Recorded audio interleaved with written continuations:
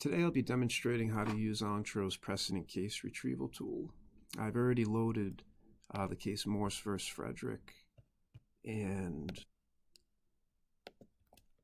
we will ask Ontro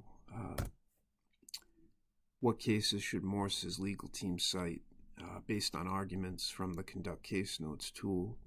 So previous to this, I already went through the case, and in the Conduct Case Notes tool had several different arguments I wanted to try to focus on.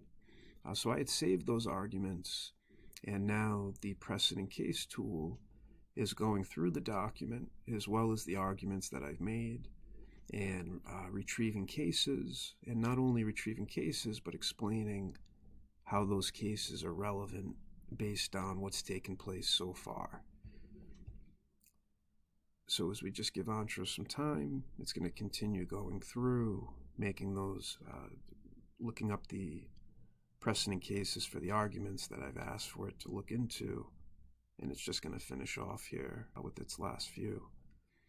So yeah, that's pretty much a summary of how the precedent case retrieval tool works. If you want to try it, feel free to sign up for the beta program at Ontro.AI. Just click early access. You just have to provide your email and you can try yourself for free.